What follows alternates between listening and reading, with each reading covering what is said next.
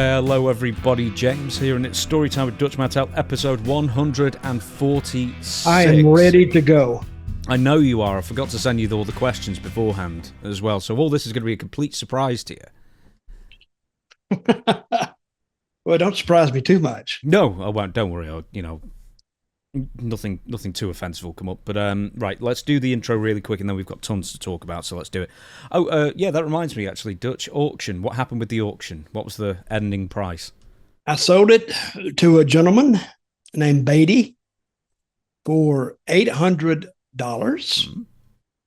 which was really a big surprise for me because I thought, but it is old. It was 43 years old. So it hit the antique stage, I don't know, almost 20 years ago, really. After 20, things like that are considered antique and vintage. So, and I thought, well, it's easy. It's going to get 400 anyway. That's what I thought. But it got $800. So I appreciate everybody that participated in it. He should have it by now. And we sent it to him. We insured it and sent it to him registered mail. And hope he has it and hope he enjoys it. So, and it was my pleasure to send it to him. So what's going up next then? Because you said there was like a book or a manuscript basically that you never published, and then you took some of the stories and put it in your books. Well, it was published, but I don't think maybe 10 people have it.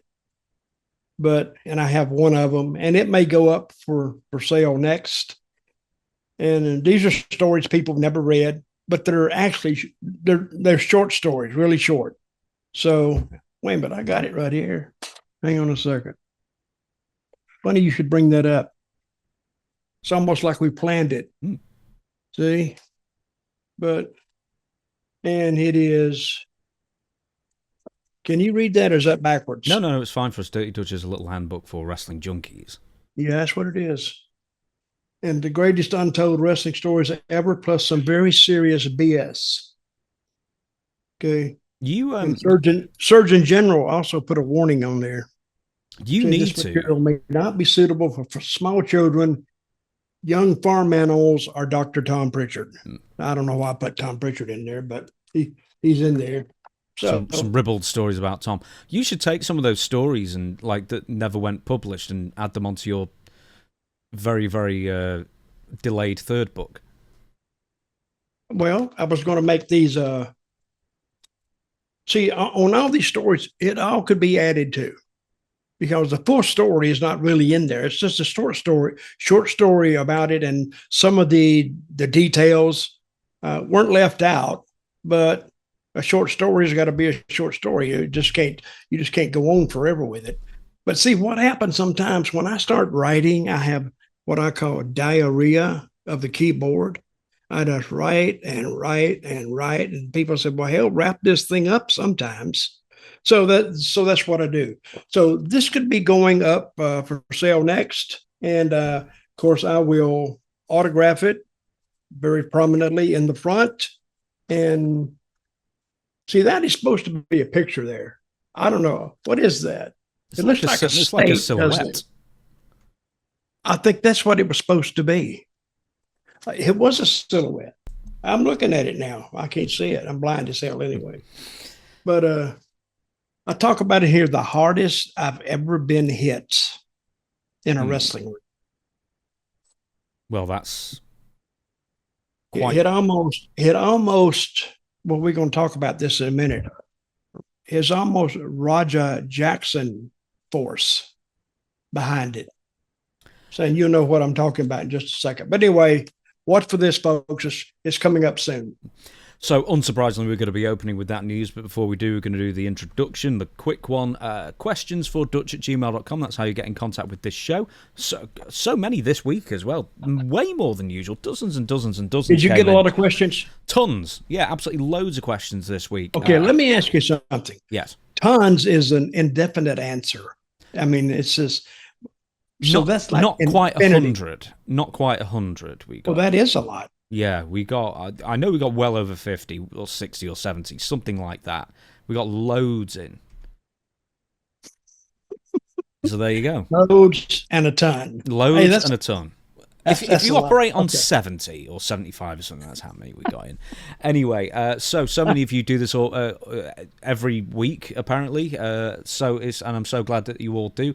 Questions for Dutch@gmail.com if you want to submit a question for the weekly Sunday episode of Ask Dutch Anything. That's not that email. We want to go Dirty Dutch Mantell with 2Ls@gmail.com for all your signed stuff. If you're interested in auctions, then you need to follow Dutch on Facebook, not the WSI Network Facebook page, but Dutch's own personal, private, long-time Facebook page where an auction will be announced, and you can also make your bids there as well. Right, okay, let's talk about this then. Roger Jackson brutally assaults a man called Stuart Smith, going under the name of Syko Stu. We aren't going to be showing the footage on this podcast because we've done it once already. Everyone else who's posted this footage, even when edited or blurred, unless it's very heavily edited but blurred, has been penalised by YouTube, and it's been relegated to 18 plus, which limits the amount of advertisers that will be on that video. So everybody that shows this footage have been penalized by YouTube. Yes, yeah, it's deemed for adults only, and therefore only certain advertisers or no advertisers will show their adverts on that video. So, and then it will limit its visibility as well. So we on the Stevie Show re-uploaded it with an even more heavily edited version. On my personal channel, I didn't show the video at all, and on this channel, we're not going to show the video at all, just to, for safety, better safe than sorry. But I'm assuming that if you know the story, you've seen the footage, so we'll just make that clear. But for those who, it's everywhere. Yeah, it's what's that word for it? Ubiquitous. Ubiquitous is what it is. Yeah. Hey, that's a good word, huh? Oh, yeah. The word of the day: ubiquitous, everywhere. Okay, right. So. For the incident itself, Dutch, tell us what happened, and then we're going to go blow for blow about the lead up to it and what's happened after as well. So tell me what you saw. Well, all right, I'm on my computer or the phone, something the other day, and it says something about Rampage Jackson's son in a wrestling match that went awry. So, it mentions wrestling. So, yeah, I'm going to click on it. So I go over there, and I got a lot of questions. I can't get to them right now, but I got a lot of questions about this whole incident, this whole thing. But apparently, Rampage Jackson's son, whose name is Raja. Roger. Yeah, we'll go with that. Raja. So he ran into a match, and I've never seen this before, ever. He literally beat this man, Stu. What's his name, Stu? His working name is Syko Stu, but his real name is Stuart Smith. He beat Stuart Smith, I swear, halfway to death. And finally, that crowd realized that, hey, this is not ordinary wrestling stuff. He is beating the damn hell out of this guy, and he was. And as it turned out, that when they finally pulled him off, and I don't know what took them so long to get there, but I have my suspicions because they didn't want to mess anything up, I'm sure. And they pulled him off, and he was still wanting to fight. Something's wrong with this guy. But anyway, first time I saw it, I went, I have never seen anything like that before, ever, even on tape, and watching matches while they were going on, anything. Never seen anything like it. I've seen guys get tagged a couple of times, and that's it. But he was sitting on top of him, I mean, hitting him as hard as he could, lefts and rights. And the guy, you could tell he was out because his arms weren't even moving. He's just getting hit. Now, I think he was knocked out by, if you've seen it, I'm sure everybody has. I think when he picked him up for the slam, when he put him down, his head hit the mat. It knocked him out then. So the punches, you were just hitting a defenseless man. and he was getting the dog crap beat out of him. So, and that's what I saw. Then I saw them pull him off, and he was out of control. Now we'll get more into this a little bit later, but and that's why I said something is apparently not right with this young man, and he's an adult, he's 25. Something's badly wrong with him. And he said, well, he's boxing too, so he got knocked out the other day, or he got knocked senseless or something. No, I think it's more than that. He's a little bit more behind this man. Or he has a lot of rage built up in him, and he's actually dangerous. So, and I also contacted our attorney, the prestigious Mr. Adam Burbauer, about it, and he gave me the legal aspects on it. So we'll get to that in a little bit. Yeah. Okay, then. So let's just. I'm sure everyone's heard this all to death. We'll just do the sort of quick version. Basically, Stu went up to, or basically, there was a confrontation before the match, a couple of hours beforehand. This is another question I have too. Yes, yeah. He gave this guy, Raja Jackson, a working punch with a beer can. He assumed he was a pro wrestler. It was all not in anger. It was all, I guess, in good fun or camaraderie. And then this Raja got really up in his face saying, what are you doing, etc. And at that point, Stu realised that he wasn't a wrestler, apologised several times, tried to offer him a handshake and, bygones be bygones. And this guy wouldn't. This Raja Jackson, the son of Quentin Rampage Jackson, UFC Hall of Famer, wouldn't accept it. And then one of the owners of the Knox Pro Wrestling School... I was going to ask, who is that? The owners are Rikishi. And who's the guy? But who's the guy who stepped up to Raja in the back? He got hit with a beer can. Who was that? The guy who got in between, who was the other co-owner, was Black Pearl, Reno Anawai. He's the cousin of Rikishi. Mm-hmm. So anyway, right, and then there's another character in this called AJ Manor, or his working name's AJ Manor. He's the cowboy guy, right? So he was the one who invited Raja Jackson down. Apparently, and this became apparent after an interview was released late last night, as we record this, that this cowboy guy, AJ Manor, had prior bad blood with Stuart Smith. And then that explains this. Yes. Yeah, and then all of a sudden he's invited this nut job down, this failed MMA wannabe, son of Rampage Jackson, who actually had a great career in mixed martial arts. And this kid has obviously got, no qualms about hurting people very, very badly, and is missing a lot of things, missing any synapses in his head firing, I guess, at this point. So anyway, here's the main thing. So I'll clue you up to the point, and I'll try and do it as quick as I can. He refused the handshake, Raja Jackson, and the apology, until he was told that he could be part of the show later on. I think Black Pearl says this, one of the co-owners. He sets up a spot, and then it's also told to him by either the cowboy guy or Black Pearl or whatever it is, that, you can get your receipt in the match with Stu. Yeah, and he asked him, said, you remember what a receipt is, right? Yeah. He asked him that. Yeah, and then all of a sudden... Raja Jackson accepts Stu's apology, and then over the next 2 hours, while on live stream on Kick, he starts talking about how it's always been a dream of him to F up a pro wrestler, how he's not going to stop hitting him until he's pulled off of him. He's admitting all this on his own live stream constantly. He's getting more and more wound up as these 2 hours, intervening 2 hours happen. His father calls him, makes fun of him, so he's more upset. You've got people on his live stream, a bunch of teenagers and preteens, because Kick is a streaming service geared toward the younger market, who are winding him up and saying loads of things to G him up even more. This Raja Jackson guy even says, if I get 50 more likes or subscribes, I'll mess him up really good. He's constantly burying himself and winding himself up over these 2 hours. Then AJ... he convicted himself there. Oh, yeah. AJ Manor is also caught on the live stream saying that to make sure to run in on Stu, tag him as in hit him. He says this several times. And then he says... if he bows up to you, if he reacts to you, then I, AJ Manor, I will back you, Raja Jackson, up. So there's clearly bad blood brewing here, or that he's willing to back up this dude who against a pro wrestler kind of thing and wants to turn it into a shoot. Now this is one of my questions. He wasn't supposed to be there, right? I mean, he was just in the dressing room, right? He was invited by AJ Manor.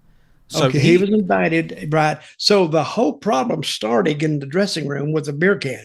Well, it wasn't even a dressing room. It was outside in the car park or whatever it was, where Yeah. apparently the wrestlers also change.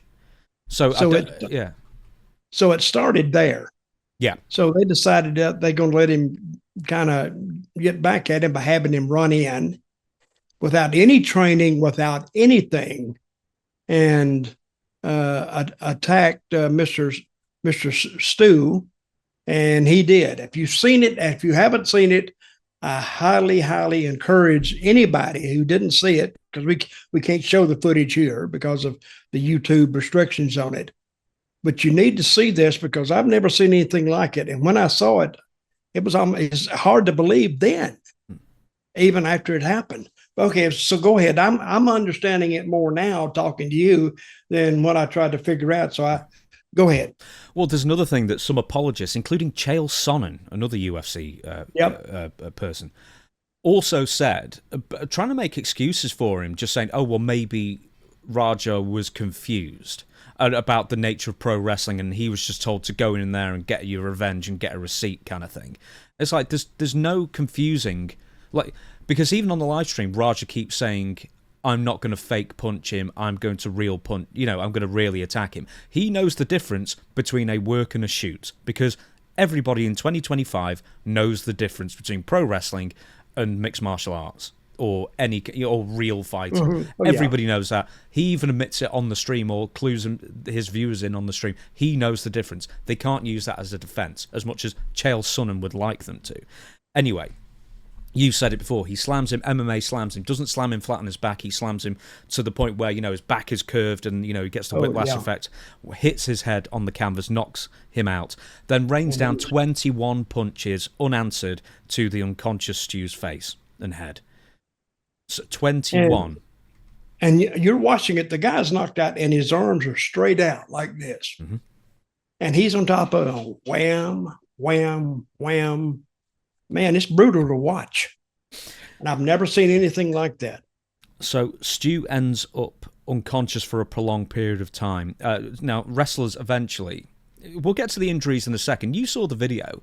Did you see the referee flapping his arms around and staring at him and not doing anything about it? I mean, by punch 3, you must have realized that these were real punches. Hey, I'm not blaming anybody of that crew, because this was all new to them, completely new. They didn't know what to do. And even if they recognize he's knocking him out, to grab him, I think they were like, they didn't know what to do. And finally, there's some guys ran in there and pulled him off, and he was wanting to fight them. One guy did punch him back or headbutt him or something to slow him down. And he did an interview I saw. They had 4 guys lined up on the couch, or 3 guys. Did you see that? Yeah. And he's talking about it. And boy, he is blasting that Raja Jackson. So this is the question I had. Mr. Raja, so he was invited down by the Cowboy, right? Yep. And that's why he was there. That's what I was thinking. Why was he even there anyway? So now that makes sense. The Cowboy invited him down. But they have done so many.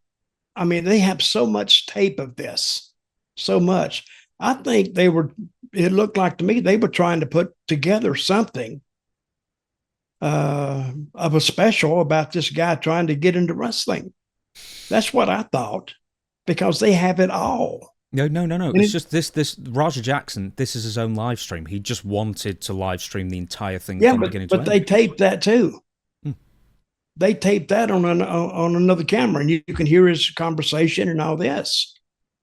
So it's all recorded, and I don't know, it was a mess, and it is I think they need to count themselves lucky that this guy didn't die. Well, here are some of the injuries. Stu ends up unconscious for a prolonged period of time. Injuries include possible brain injury, concussion, of course, broken bones in his face, multiple teeth knocked out. He was choking on his own blood and teeth. That is a quote from, I believe, Douglas Mallow. He's the guy who I think was interviewed that you saw, and he was the guy who Raja Jackson actually tried to double leg him, and then loads of wrestlers pushed him to the corner to stop him and get him out. He was taken to critical care. We believe, according to his brother, that he's still in the hospital. Initially, it was said that he'd gone home either Saturday night, Sunday morning. He hadn't. We believe he's still in the hospital. Life-changing injuries he's suffered. Apparently, he's struggling to communicate. He's struggling to talk. He's struggling to walk. I mean, this will possibly affect him for the rest of his life, very, very negatively so.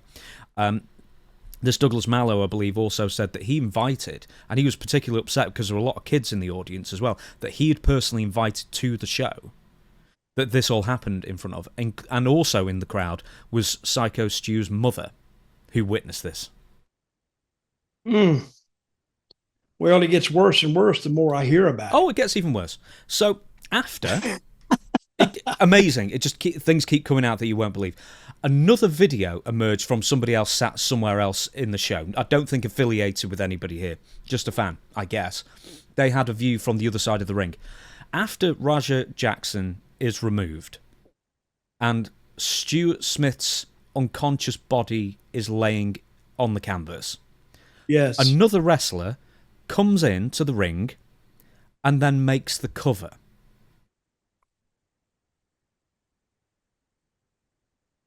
He covers his unconscious body, and the referee counts a pinfall on him.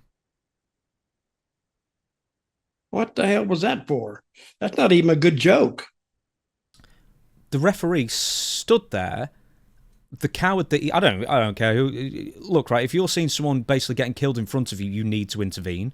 You are there for the wrestler's safety. You are a referee, and this guy didn't intervene at all, flapped his arms, cried off, let other wrestlers who were nowhere near pull Raja Jackson off. And then the referee, who's seen this guy take 21 unanswered shots to his head and face, then decides it's appropriate to make the count. Because some other stupid wrestler then covers him. Keep in mind at this point is that, once again, a quote, he is choking on his own blood and teeth. Nobody thought, including the referee, to put him in the recovery position so he wouldn't choke to death. Yeah. Instead, they do a pinfall. I mean, what is up with pro wrestlers, man? What's going on? Well, what you have there is a bunch of guys that are basically their fans once removed. They were just taken out of the seats. It looks like to me. They're cosplayers. They are cosplayers with no common sense. Again, I'm going to reiterate that. I like that word. It's a damn wonder the guy didn't die. And he may die yet, because if these injuries are extensive, which you said they are, he's going to have problems the rest of his life. So anyway. Don't worry, it gets worse. It all gets worse constantly. Here's Knox Pro tweet at the school, Rikishi and Black Pearl School. What's the name of the school? Knox It's called Pro? Yeah, it's Knox. So it's Knoxk, or no, sorry, Knokx. It's just spelled silly. So it's training facility associated with WWE, or was. We'll get to that. Or was. We'll get to that in a minute, too. Yeah. What was supposed to be a planned and agreed upon wrestling spot turned into a selfish, irresponsible act of violence against Mr. Smith. Now, this egregious act is reprehensible and never should have occurred. And it's like, but hang on, you as a school, including the co-owner, gave the green light for this spot to go ahead with what would turn out to be an unhinged maniac with no training, no real idea what pro wrestling is. And he'd never been in a ring before, right? No. A wrestling ring. He's been in a boxing ring, but Go ahead. So, in 70 years of operation, blah, blah, blah, this has never happened. Anyway, any reference to Rikishi's school being affiliated with the WWE ID program has now been removed from their website. Now, the WWE... Well, that was quick. Oh, yeah, within 2 days. I think it was the next morning, I think. As of yesterday afternoon, my time, which would have been morning your time, there was still the WWE ID logo on the website, but it was removed like 2 hours later. I thought, okay, I read it wrong then. I read it that it was removed the next day. It might have been the next day. No, I think it was call it 2 days for whatever it matters. Okay, this was a part of the WWE ID. Yeah. Do you want me to explain? What does the ID mean? What does that mean? So the WWE ID system is kind of like, they've got like, it's sort of like an inroad to get to WWE developmental. So these are independent training schools. Nearly all of them are associated with current or former WWE wrestlers in good standing. So Seth Rollins is one, Cody Rhodes is one, I think Devon Dudley's is one, Rikishi's was one, and there were a couple of others out there, 5 or 6 in total. And WWE ID system is basically certain wrestlers WWE will sponsor.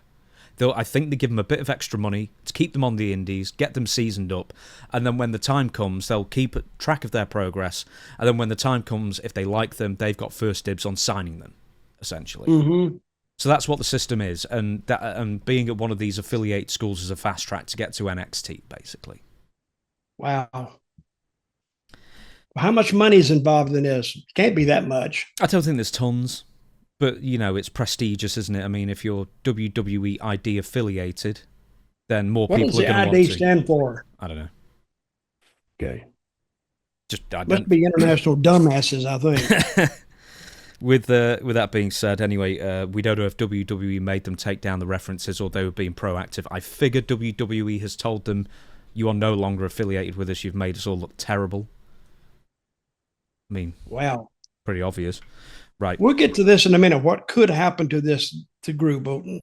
Let's save that. That's a topic all its own. Okay, Rampage Jackson tweeted, that's the father of Raja Jackson once again. Stuart, I'll give you the short version. He basically says that Raja, his son, should not have been anywhere doing anything physical because he sustained a concussion several days earlier.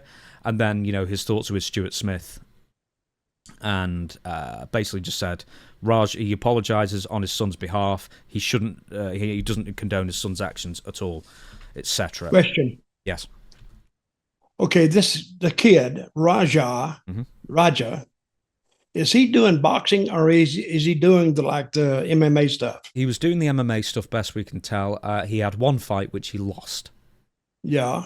So apart from the fact that he's got a horrible temper, and obsessed with respect and all that crap, he's not even anywhere near as good as his father was.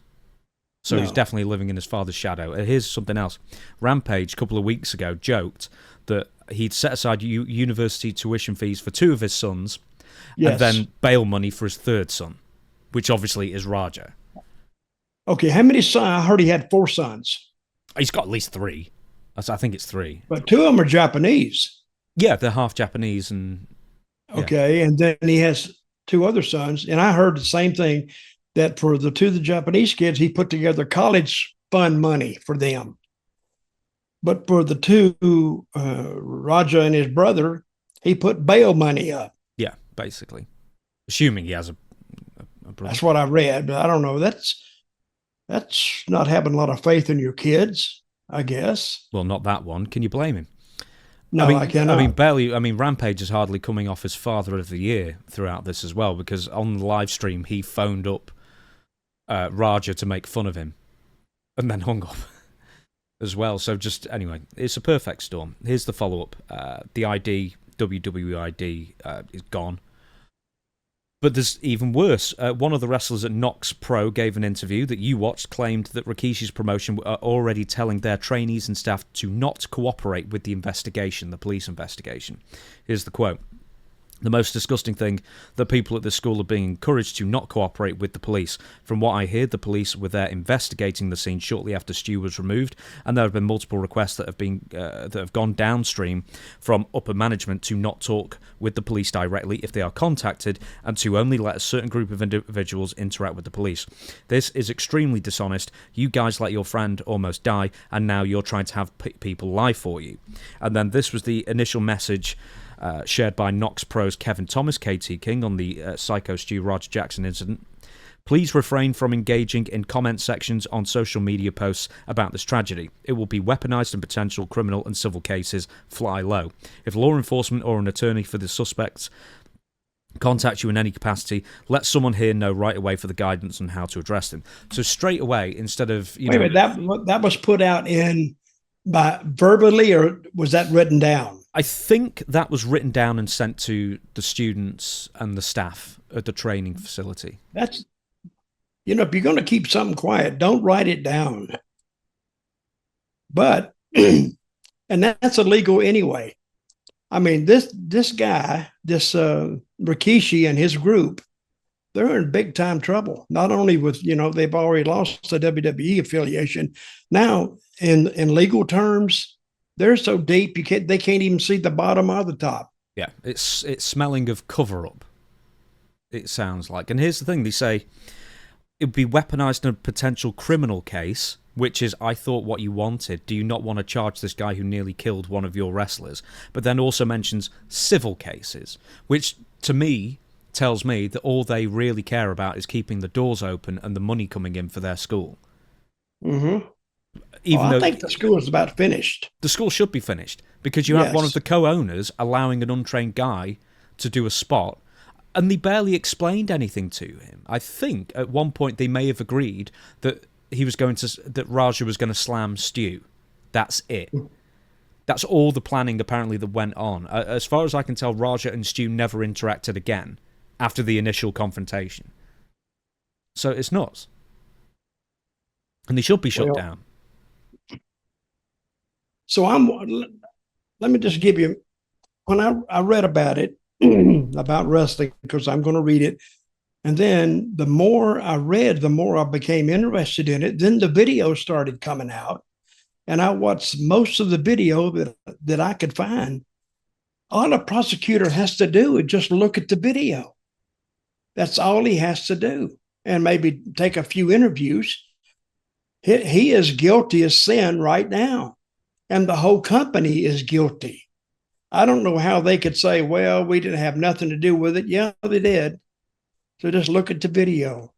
I mean, everybody else could refuse to speak on it, but yet they're on their own videotape saying all this stuff. And if they're called as a witness, I would highly advise them to show up, and I highly advise them to tell the truth, because they might be a little bit of, they may be looking in jail across from Roger themselves. So, but I think the main part, that I don't know why the guy didn't die. He got hit by a trained fighter. And how long has he been training to fight? Since he was a kid? I don't know, enough. Yeah, because those, I think me, even at my age, I could get on top of a guy if he wasn't resisting me, and I could knock him out. Oh man, I just get a bad feeling even when I'm talking about this. What else we got? Well, no, there's still more I want to bring up on this. Genuinely, there's just so much to That's what I'm saying. Yeah. What else you got? Yes. Stevie Richards brought up a good point yesterday. Do you think just the wrestling business, I mean, the pro wrestling bubble he kept mentioning, and just these skewed thought patterns that just aren't right, in the normal world, including, two people have a fallout, well, settle it in the ring, and then one of them thinks it's all water under the bridge, and the other guy's obviously conspiring over the course of 2 hours to hurt him really, really badly, which he did. Do you think, and keep in mind, no one knows who this guy is. He's the son of somebody famous. This guy's a nobody. He will only ever be remembered for this unless he does something even worse in the future. That's it. The guy's a no mark. So why would the school risk having this guy on a show for no extra publicity, for not selling a single extra ticket? He means nothing. But do you think he wasn't even advertised? No. I mean, why would you? Nobody knows who he is anyway. Yeah. Like you said. Even when he got in the ring and I went, wait a minute, he just looked like a regular fan getting in the ring. And the people sat back like, who in the hell is this? See, they didn't know who he was. I had expected that maybe they had done something the week before with this guy, and he got the crap beat out of him. Now he's coming back, but they hadn't even done that, which explains the crowd not even popping at all when he gets into the ring. They were just flabbergasted, like, what is this guy doing in there, and who is he? They didn't have an answer. It's not self-explanatory. He's just an unknown person getting in a ring, and not that big. What's he weigh? 160 maybe? I think he weighs in at like 170 something.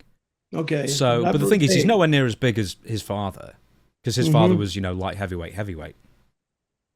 Well, anyway, they were lost about it. Do you think that wrestling business has been spoiled by celebrities recently? Because there's been a lot of really good ones. There's always this assumption that whoever celebrity or whatever outside entity gets associated with wrestling, well, they don't need any preparation. They already know everything. But that's a really dangerous assumption to make. Yeah. Well, I'm gonna say this was. I've never seen anything like it because the guy shows up and all of a sudden they're gonna put him in the ring. It makes no. I don't. I've been on a lot of independent shows. I don't think they would have even done this. I have no idea what happened. Let me ask you, who did he was? People haven't seen this, or maybe they have, but we can't show it. He was talking to somebody after it happened in the dressing room, and the guy's name was Austin or something. Or you tell me. I don't know. I know. I think he went with somebody else who was filming him for a lot of it. So I don't know who the filmer. I don't know who the auteur was. Can you hear that? No. Okay, go ahead. Right. Police did turn up shortly, but obviously Roger Jackson absconded from the scene. I don't know if he's been arrested yet. I hope so, but who knows? But they're looking into it, essentially, and investigating. The only thing that I can compare this to is New Jack. And for whatever reason, I guess more people just apologise for New Jack because he was a good interview and he was funny, but he was a total psychopath as well. Oh, yes, he was. I mean, there's the mass transit incident that most people, more people remember, but there was also another incident where somebody in a wrestling match punched him in the eye or punched him in the nose, and just wasn't very well trained. And then New Jack, as a response, just got out a knife and started stabbing him. And basically, he even admitted afterwards, I was trying to kill him. It's like, it's on par with that. This is attempted murder. Crazy. And also with New Jack, remember the cage match? I mean, the ladder match? No, the scaffold match. Scaffold match. Yeah. And he pushed the guy off. He flew about 20 feet down, and he almost missed what he was aiming for, and the guy got all messed up. New Jack's another case, and he has actually gone through the Jim Cornette. Jim Cornette used to book him, and I wasn't around doing that, but I was be very anxious to see how him and Jim Cornette interacted. Maybe he threatened to kill Jim. Yeah, maybe. Well, there were issues when he sort of left Smokey to go to ECW as well. I can't remember the ins and outs of it. It doesn't matter, but there you go. So that's the story so far, and we'll probably talk about it next week when 100 different details sort of emerge, and hopefully he's been arrested and all that kind of thing. Wow, it was okay. Here's my question, and part of them has been answered. And I'm thinking the way this was shot, and they have so much video on it. Why?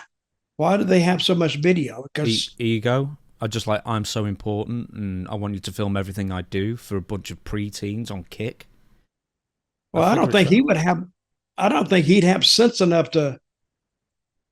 But everything was videotaped, to me, it looked like they were trying to have enough video to put together something, so they can come out with a special or put together a half movie or something. No, this isn't a fairly new thing, Dutch. This is like a lot of wannabe influencers will just film all the crap they get up to, including a lot of criminals. A lot of criminals will just film their crimes and then post them. It happens constantly. But no, there are a lot of people who just think that their lives are so unbelievably fascinating that, you just have to live stream every single day and hours on end. And some people will watch. Okay, this is what I've read. I don't know if it's true, but Raja and his father, Rampage, have an on-again, off-again relationship. And the kid is dying for validation. But his father doesn't give it to him.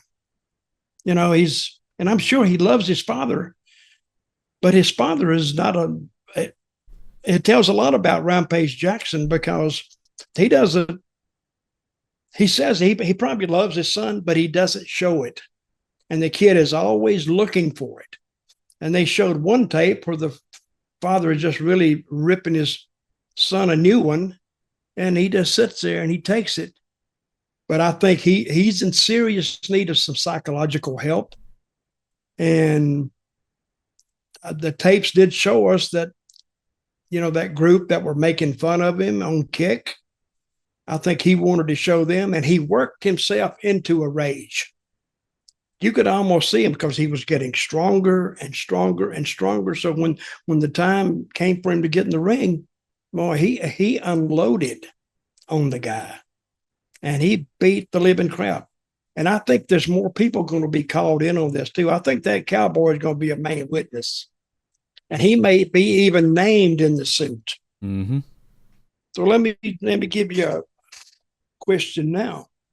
What do you think will happen to the company? Shut down. You think it will dissolve itself, or?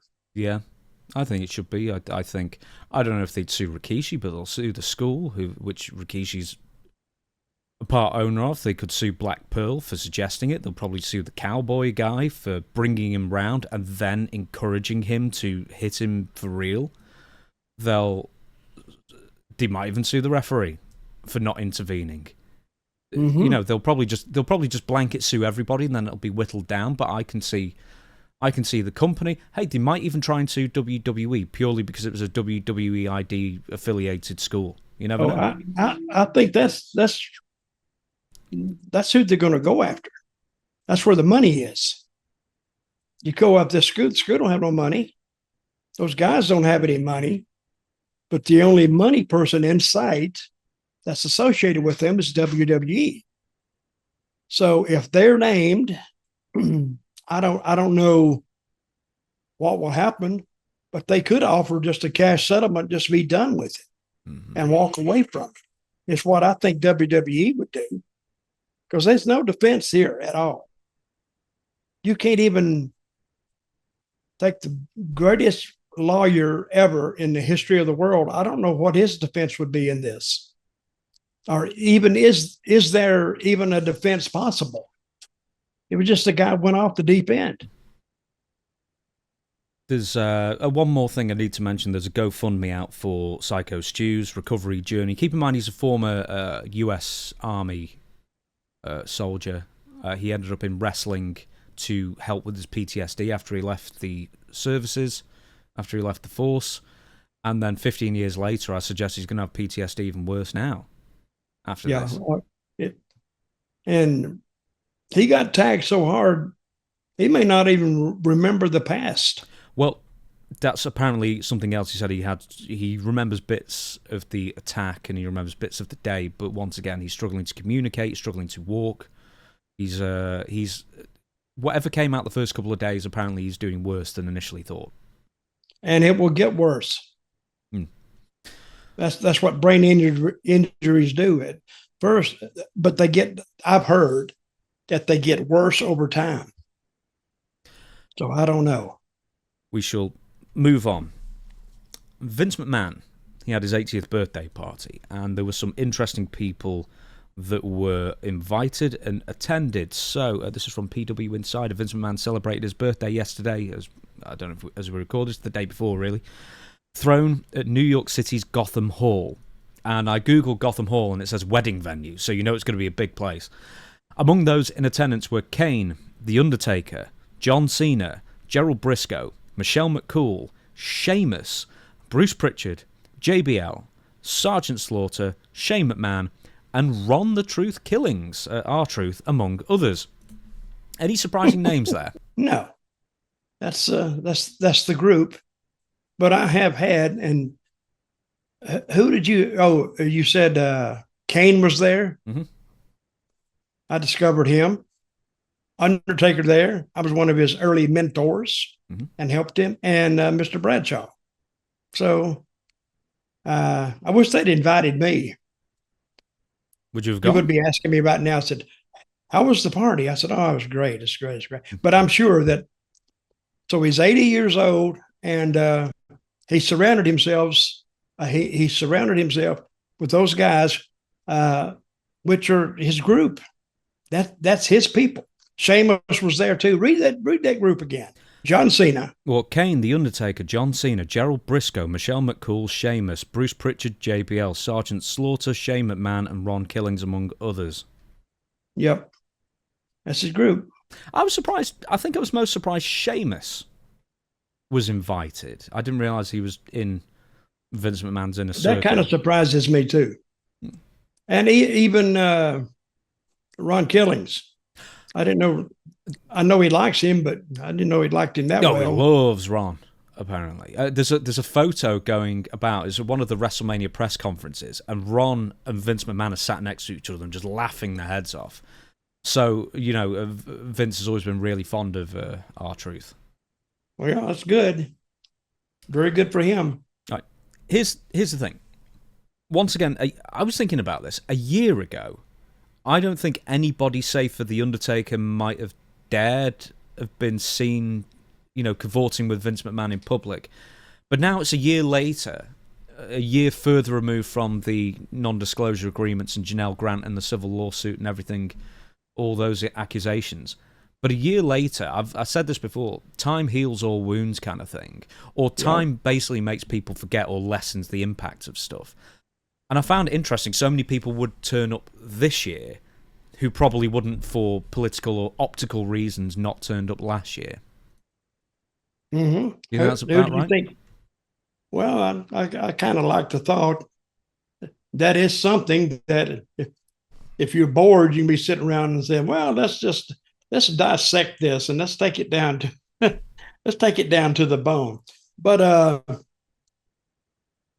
I would say, but John Cena and Kane and Undertaker, they never turned against Vince. No. Ever.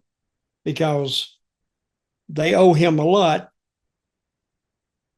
But then again, what if he had killed somebody, really, just murdered them?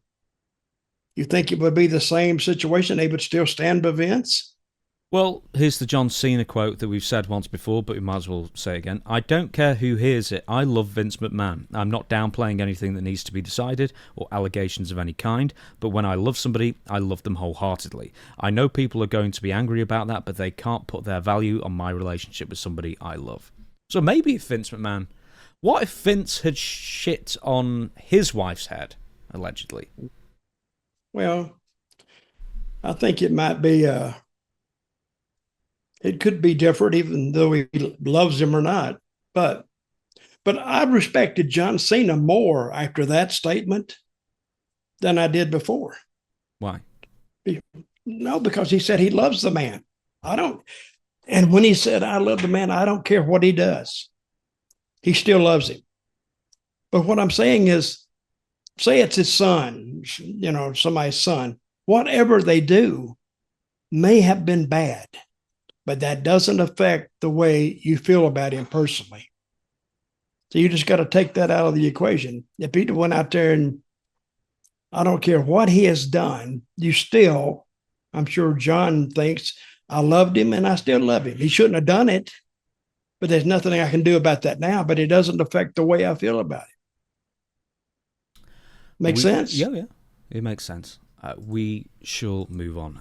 Cody Rhodes boos. So this is back on WWE Raw yesterday as we record this. Roman Reigns made an appearance on WWE Raw this past Monday live from Birmingham, England, not Alabama. He got a great reception, several minutes of singing from the crowd, and the crowd acknowledged him. And then Roman then briefly mentions Cody Rhodes predicting something a year and a half ago. And the crowd boo. Okay, can we see that or no? No. Okay. Well, to break it down for the people that are listening, he was in the ring doing an interview, and he mentioned somebody's name first, and they cheered. Then he mentioned Cody Rhodes' name, and they booed, and I went, what in the hell were they booing? And I asked you the same question, and you didn't seem to know either. So if you listen to the fans, they'll tell you what they want. And never fight the fans. Never fight them. But I think they got plans for Cody to turn bad guy, which might make sense. But again, I think they're going to have to think about all the merchandise that he sells to kids, and that's his market. And are they willing to even attempt it to see if it will just, if his, I'm sure his merch sales will go down, but I would be very careful with doing anything with Cody Rhodes at this point. I mean, don't have a knee jerk reaction just off that, because that could be a bad move, and maybe the wrong move. So, and who makes all these decisions? Would that be Triple H? Does he have the final say so on it? I guess no. I guess he makes the day-to-day decisions, but I think he can be overruled.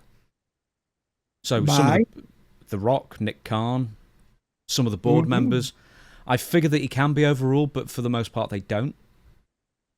Mm-hmm. Why do you think he's been booed then? Because yeah. Was it such a weak John Cena heel turn that now that nobody's really into the second Cody Rhodes reign? So I'm sort of thinking that. I'm sort of thinking that the Cena heel turn was so disappointing, and now Cody Rhodes is champion again. He doesn't have the steam on him that he did the first time around, because it just sort of came out of nowhere, didn't really make much sense. And now fans either want to see him lose, or they need something to freshen him up. I've always felt this about Cody. There is something missing there, and I don't know what it is. Even when he does his interviews, sometimes as a babyface, I'm thinking, when his daddy did an interview, Dusty, let me tell you, baby, he's talking all this stuff. He's easy to like. Cody is easy to dislike, I think. And I don't think he's got to change a thing. He just got to. Now, when I was a heel, I would always make it the people. I wouldn't talk about my opponent so much as I talk about the people who supported him. And I'd look at them, and I was right on. But sometimes, they don't want to hear the truth. They are a bunch of drunks. They are a bunch of deadbeats. They are like women beaters and all this kind of stuff. And the women are running around on their husbands and doing this and doing that. And if you just hit one of those things that any of those people are doing, you're telling the truth, but they don't want to hear it.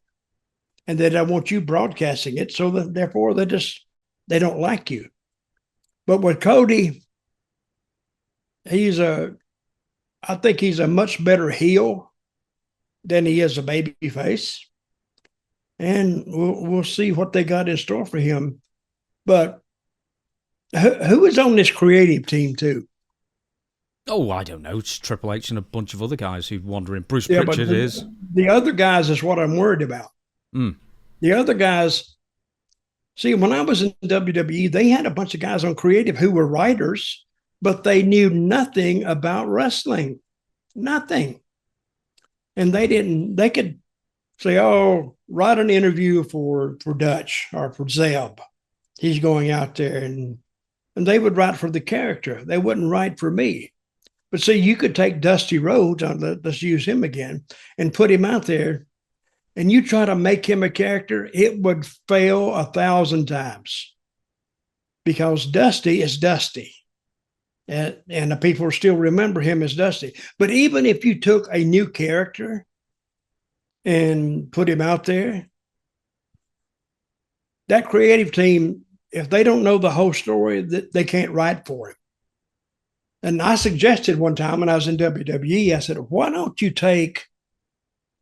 I would get a different agent every time. And I asked him one time, I said, why don't you guys assign me a writer that handles me, or me and Justin, me and whoever I had, Swagger. Why don't you have us every week. And they've shut that down right away. And I don't know why they shut that down. So, but anyway, if I had the same writer every week, I could kind of get with him, and we could have kind of tailor made how we wanted this Zeb Coulter character to go. And a lot of times when I have a different writer, I would go back to that writer and I said, Zeb wouldn't say this. Oh, yeah, he would. I said, no, he wouldn't. He wouldn't be confused on the founding fathers. You know, that's history. He wouldn't be confused on that. And then they would say to shut me up, they'd say, that's the way Vince wants it. And I went, no. He said, oh, yeah, he does. I said, let's go to him. When I got to let's go to him, they said, oh, okay. They didn't want to go to him because they know that Vince would agree with me and that make them look bad. So that they never would agree to go with me to Vince, me and the writer, because they know that Vince would override the writer and go with me. So, and that's what I was trying to get them to understand, but no. See, writing for wrestling is different than writing a book. You know, you got people you got to reach right then. I mean, we're not talking about putting it down and having 6 months to go over it and to edit it and do all this stuff. You're in the moment then. So when you have him say something, it's got to hit him then. And you might have 15 minutes to come up with something. And those writers, they have a hard job. But anyway, back to Cody. Yeah, I think Cody, if they think long and hard with this, and I think that The Rock will chime in on it, Triple H will chime in on it, and we'll see what we get. But so you think the John Cena thing didn't work? John Cena doesn't think the John Cena thing worked. Nobody thought it worked. Even John Cena said it was a failure. I don't think he liked being a heel, basically. But it was working, I thought, because he was getting a lot of heat. I know, but I sort of think a lot of people were playing along after a bit. Well, they were. They knew. Well, they kind of telegraphed it anyway. He's going to retire, December 29th or whatever it is? 13th or 20th, whatever, it's December. Whatever. Yeah. It's earlier in the month. Oh, speaking of which, here's something interesting. So Saturday night's main event, which will be John Cena's retirement match, no longer going to be on NBC. It's going to be Peacock exclusive. Because I think the Goldberg... Is it free? Is it free? No. No? No, you have to have Peacock. And keep in mind, all the PLEs or former pay-per-views were going to ESPN. So, and that's starting next month, that deal. So why would anyone keep Peacock just for WWE and 4 Saturday night's main events a year? Yeah. So I'm not getting what you're saying. What bit? So you're saying it's going to start I'm saying it's going to be a Peacock exclusive now, so they're going to have far less viewers than they would have done if Saturday night's main event was on NBC. Well, they're making so much money now. No, they probably don't care, but they probably don't care. Yeah, the Goldberg retirement match show was a huge disappointment ratings-wise, which was very surprising. I thought that'd do really well. I think a lot of people did. So that's why it's just gone from NBC. Well, I'm not in the TV business. And even when they used to talk TV and viewers and all this, I was kind of not bored by it, but I didn't really understand it. I don't understand the ratings anyway and how they get the ratings. Well, how do they get the ratings? Carrier pigeon, I think still. They what? Carrier pigeon, I think still. Hey, that was pretty funny. So I think they have to send a telegram from wherever, I don't know, Morse code or something. I don't figure it. Right, let's move on. I just paused the recording there, and Dutch said, "Let me tell you something." So, what are you going to tell me? Okay, this is a serious business, and we don't need you joking around about it. And I'm highly offended that you threw a laugh in there. Yeah. Your offense has been noted. No, thank you very much. Right, next up, we have to talk a couple of bits of AEW. I know you didn't watch Forbidden Door, so we're going to be talking about a couple of brief spots on it. And speaking of spots, there's a bit of light that's now shining on my face. At one point, I blocked the window off, Dutch. I noticed. I noticed that earlier. Yeah, God, that is pretty strong too. Yeah, nothing can go right. I thought the sun didn't shine in England. The sun only shines on TV, Dutch. Oh, okay. It made for a good song. Right, Tony Khan. He's done something right, Dutch. Very right creatively, and I want you to hear it. He's speaking at the post-Forbidden Door press conference. Tony Khan announced that the new rule going forward would compel stars to give at least a week's notice before cashing in their world title match contract. So, if you don't know what this is, Dutch, you know what Money in the Bank is. It's the exact same principle as that. They just can't call it Money in the Bank. They didn't invent that. No, they didn't. They took that. They took that from another company because it's established now. Okay. So, but you need a week's notice. Oh yeah. Before you cash it in. Yes. So this comes as a major change to the previous rule where stars could cash in their contract at any time, like in WWE. It's not clear why Tony Khan made the decision, but it came suddenly and as a shock, as many didn't expect it to arrive after the show. Okay. Is this a good thing or a bad thing for you? Well, I don't think it makes a difference, really. It's just a rule change. So, but that means they can't change it. Say a guy cannot win it on a pay-per-view, say on a Sunday or a Saturday, and then go cash it in on a Monday. I think I liked it better the old way. He could actually cash it in the same night. I like that idea. You see, I'm totally the opposite. That's one of the things that always bugged me the most, because whenever somebody in WWE would cash in Money in the Bank, it inevitably would be after someone had just had a match, and then they come out straight afterwards, and then they do one move, and then they basically slide in the back door to become the heavyweight champion or whatever it is, or the world champion. And that always bugged me. But you're the opposite. You like the surprise of it. I do like the surprise of it. I don't know why, but and I mean both styles, they have their advantages and they have their disadvantages. But if somebody wins it, I think it should go into effect right then. And it's up to the guy whenever he wants to cash it. Now, you could take it longer and longer and longer, and sometimes they drag this out almost too far. When's he going to cash it in? He has a year to cash it in, right? Mm-hmm. So he could cash it in at any time. Let me ask you this question. Mm-hmm. How many times has somebody won Money in the Bank, but yet when they tried to cash it in, they got beat? Very few. It's like 90% of the time. Who was the guy? Damien Sandow? I think he didn't once. I think Mr. Kennedy didn't, unless I'm going totally crazy. But there's very few that don't successfully cash in. Have you ever interviewed Sandow? We interviewed him. He was on our show. We interviewed him. Yeah. Oh, he's great. He's great. He's got a great voice. Hilarious. Huh? He's got a great voice. Yeah, he does. And he's good guy.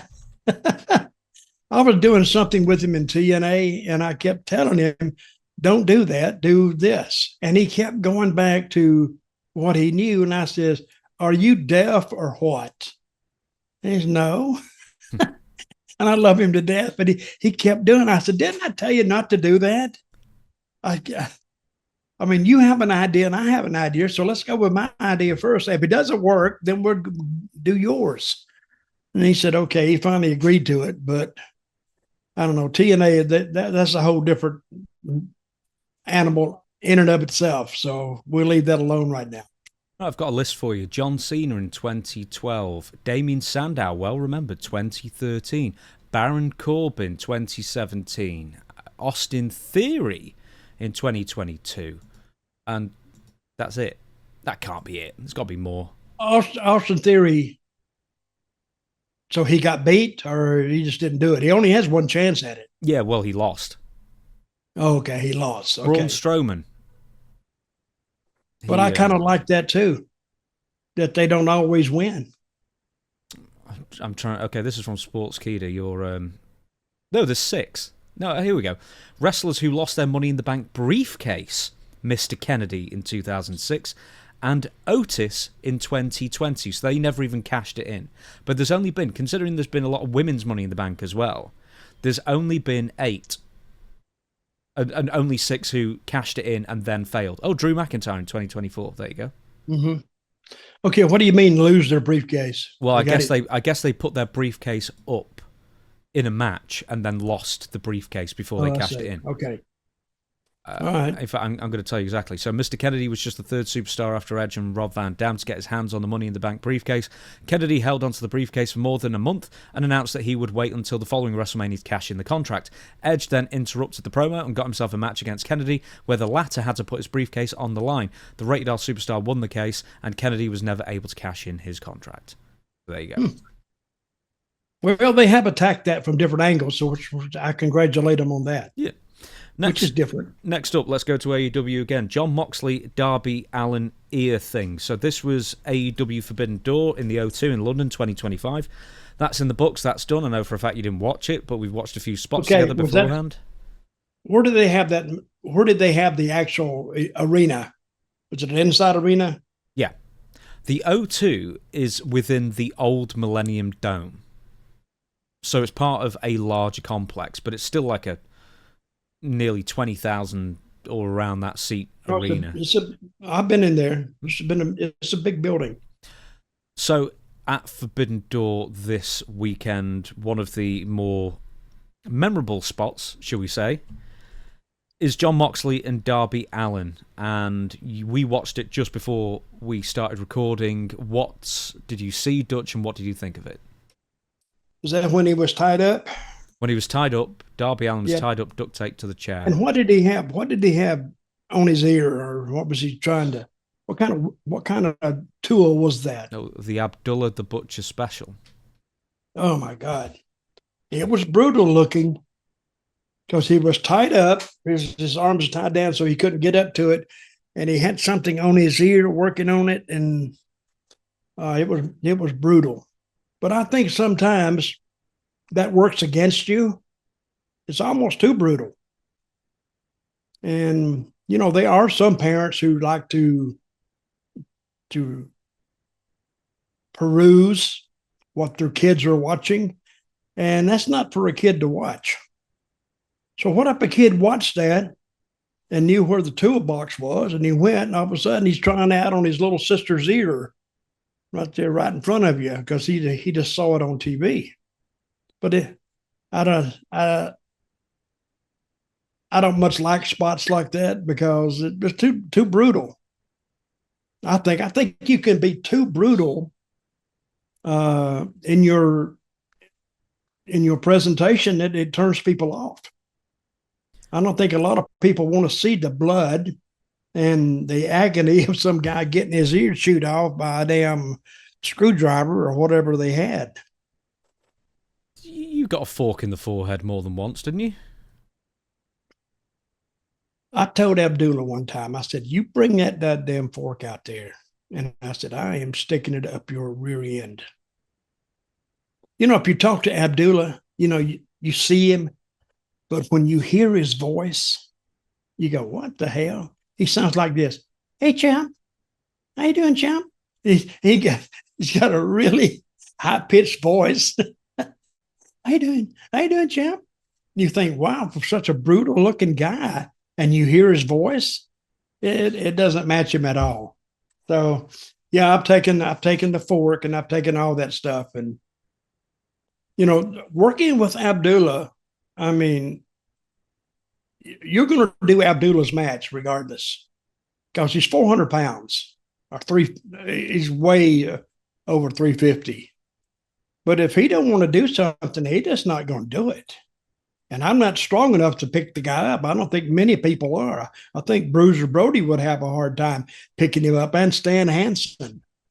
because, and of course, Abdullah was never known as a big bump taker anyway, but he was, you have to do, you have to do Abby's match or it's not going to get done. So if you go out there, just prepare yourself to get the crap beat out of you and to make one comeback. And it's a simple formula.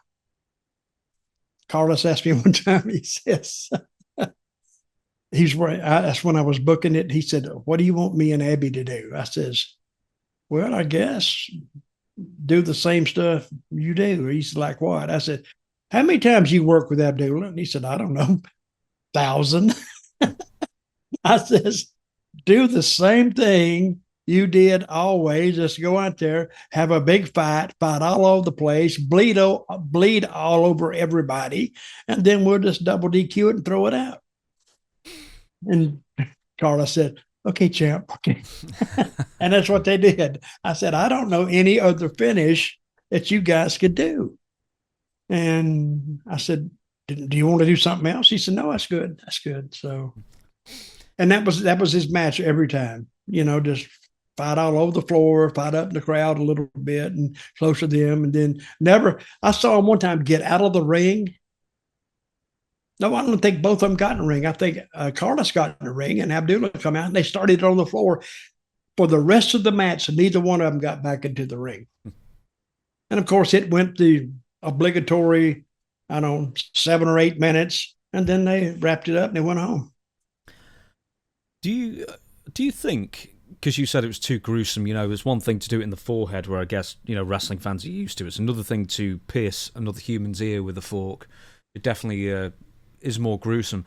Do you think that wrestling shows can get away with more on pay-per-view than they can on television? Because obviously they don't have to worry as much about sponsors. Oh, yeah. And you're not really worrying about anyone accidentally flicking onto something gruesome. You know what you're going to get when you buy a pay-per-view or you watch a pay-per-view. So in that sense, is your opinion, yes, it was too gruesome for your taste, but since it was on pay-per-view, it was fine? Or would you just counsel not going that far with anything? Well, on pay-per-view, it is different. And saying for me, okay, say I was a booking show and I had Abdullah on it. Hey, I know Abdullah's going to use everything he can find, and he's going to use it. So if you don't want him using it, just go ahead and just take everything away from ringside that he could use and go from there. But now I use Puerto Rico as a backdrop. Puerto Rico, anything went. It just went. They could do anything they wanted to do. They didn't have any rules. And one of the reasons I think they didn't say more to the wrestling companies, because the ratings were always, even when it was down, the ratings were always in the 6 and 7 range. You do a 6 or 7 range here in the States. I mean, that's great. That's the best they've ever done on a 6. But you do a 6 in Puerto Rico back then, and of course the TV setup was distribution was a little bit different then, or was a lot different then. But you do a 6 down there in wrestling, that they kick you off. They expect that to do at least over a 10. And the highest I think I ever did was, and Carlos told me this, he said we did a 22 one week, a 22. And I always thought, wait a minute, all these commercials you guys are selling, who's getting all the money for that? Oh, well, we don't get anything of it. I said, books, get the hell out of here. Don't tell me that. And he still stood by it, but because I'm saying, well, wait a minute, I need a little bit of a bump in pay here if you're doing a 22. Yeah, but they didn't. That's the last thing they want to hear. Oh, I need more money. So, but anyway. Yeah. Hey, then you left. Continue. Some things are okay on pay-per-view and they're not okay on free TV. Okay, there was one other thing on the match that I watched. It was Young Bucks. So early in the match, they've already been stripped of their EVP status since they lost to Kenny Omega and Will Ospreay in a stipulation match. They entered the ring to the strains of Hanson's Bop, which apparently was one giant inside joke that at least the commentators clued us in as to why that music was playing. But, anyway, that was good. Why was it playing? Apparently that was the first theme song they ever had, which if the commentators hadn't clued me in, nobody would have got that reference, or maybe like 1% of the people buying the pay-per-view would have got the reference. Anyway, early in the match, one of the books, they're looking very, very similar at the moment, so I can't tell you which one is which, reached under the ring. They grabbed a canvas bag that usually indicates it's going to be broken glass or it's going to be thumbtacks or whatever, and instead they poured some gummy bears on the canvas instead. I thought it was hilarious. Stevie didn't like it at all. What do you think? I don't like it. So it was a rib, right? Yeah, right. Okay, so what it is that since they lost their EVP status, now that their entrances are getting messed up and somebody's out to get them kind of thing all the way through, and this was another way of somebody being out to get the Young Bucks. Okay, did the people understand what was going on? Oh, yeah. Okay, well, if they understood it, that's okay. But I'm saying if they reached under there and they expected a weapon like thumbtacks and they poured them out and it was like, what did you say, gummy bears? Or what are... You saw that and you said, do they have marijuana in them? No, I'm saying, but some of them do, right? A gummy, they're chewables. Oh, yeah. Yeah. That's what I was saying, because I don't know anything about that. Don't try a strong one. That's my advice to you. So you've tried them? Oh, God, yeah. And I tell you what, right, I tried a really, really strong one. And it's it's a white knuckle. Dude, it's a white knuckle ride you can't get off of. Do you know what I mean? It's like you're on a roller coaster. Yeah. And you can't get off it. If you get the dose wrong, man, then you're in for a couple of hours of misery. You're giving all our listeners some advice on what kind of over-the-counter drugs that they can buy. It's not over the counter here. It's not legal here. Is it legal in the U.S.? Depends on the state, but I think the majority of states is legal now, yeah. Okay. Well, I don't do that. I don't even drink anymore. Boring bastard. That is boring. Yes, it is. I need to start. Yeah, it makes the evenings fly by. A good bit of home drinking. Okay. I can't recommend it enough. But back to the gummies in the ring. Yeah, if everybody knew what it was, that's fine. But I could tell that it was a thumbtacks. But are they saying that they're out trying to mess the Bucks up, right? So that was some of their enemies putting that there, right? Yes. Planning. Yeah. Okay, I got it. All right, let's leave that there. We're going to get to some more interesting news. Dutch, you like a conspiracy. I know this of you. You like... Love it. Oh, you love a conspiracy. Anyway, here is further conspiracies. This is based on the death of Hulk Hogan, and quite a few... This is like sort of, as far as news goes, it's going to be like the Roger Jackson thing. It's just, things just are going to just keep on coming out, and it's going to be a news story for the weeks and months ahead, I predict. Anyway... From inside the ropes, this. Hulk Hogan's widow, Sky, has claimed that his phrenic nerve was compromised during one of his recent surgeries. Now, you remember, Dutch, that he had neck surgery back in May. The phrenic nerve controls your breathing? Yes. Okay. Yes, it does. I think it might... I'll give you more on that. It controls your diaphragm, stimulates your diaphragm, which controls breathing, which is why he'd stopped breathing, apparently. So... Yes, despite previous reports that his funeral was to be held in Clearwater, Florida, Sky revealed that Hogan's body has not been cremated yet, and that an autopsy has been done. However, she refuses to give publicly the results. Now, law enforcement sources stated that an occupational therapist... Yes, Dutch? No, I'm saying an autopsy has been done at this time. Yes. But she refuses to give the results. Yes, I figure that's her right to keep those results to herself. Well, I wonder what the results could be.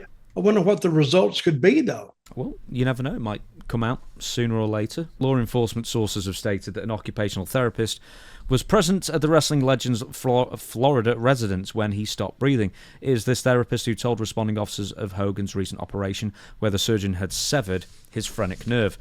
What you correctly said, it controls your breathing, controls your diaphragm. When Hulk Hogan's widow found out that he had stopped breathing, the 911 call was made. What the occupational therapist told the officers is reportedly on body cam. TMZ also reports that Hulk did not have a chest-clenching episode before his passing. Rather, he merely stopped breathing. Hulk Hogan's recent forensic documents claimed acute myocardial infarction, commonly known as a heart attack, as Hogan's cause of death, but USA Today Sports published the report on Wednesday after obtaining documents from the Forensic Science Center. Hogan, 71, had a history of atrial fibrillation, a heart condition causing irregular rapid heart rhythm. The forensic details align with initial reports that Hogan died on July 24th. But also, the documents as part of the cremation approval summary report also note that Hogan had leukemia, a type of cancer affecting white blood cells and bone marrow. So nobody knew about Hulk Hogan's secret cancer battle at the time as well. No. Yeah, but I'm lost in here. So he had something that affected his breathing. That's what he died from, correct? Yeah, well, they're challenging the initial findings that he died of a heart attack, and actually he died basically of medical malpractice from the surgery back in May. So they're trying to build a background for that, for the wife to sue, correct? I think so, yeah. I think that's what they're getting at. That's the only reason they could be doing it. Because they're not going to bring you back. Now they're looking for the reason. But I heard malpractice about a week after he had died. That was already floating in the air.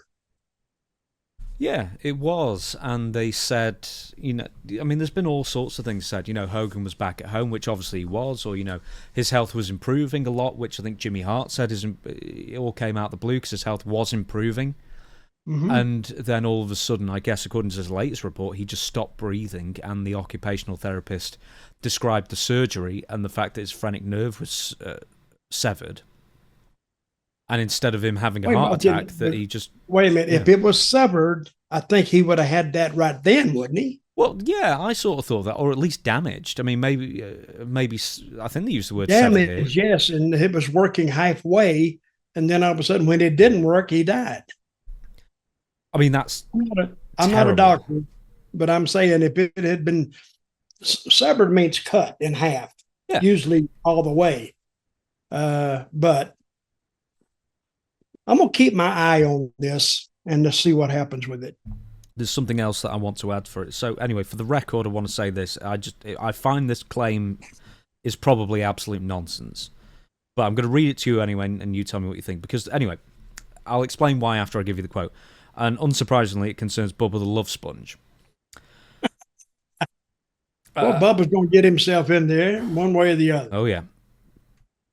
Bubba said, Eric Bischoff killed Hulk Hogan. I mean, there's a scoop for you. Eric Bischoff ran that guy ragged from his wrestling promotion to having to be on Fox and Friends to having to be in Cleveland. This August 30th thing was going to succeed. But Eric Bischoff's got large ownership in this. This is the real American freestyle, right? So the better that it does, the more that Eric doesn't have any really money-making ventures right now. This was going to be his big pie-in-the-sky money deal, but it was going to be solely responsible on the back of Hulk Hogan's likeness and promotion. And so I think Eric Bischoff, I think his handlers, and Eric being at the top of that list had a lot to do with Terry's health demise. Now, the reason I say that's probably crap is because Hulk Hogan, throughout 2025, was doing many more appearances for Real American Beer, which Eric Bischoff has nothing to do with, as far as I can tell.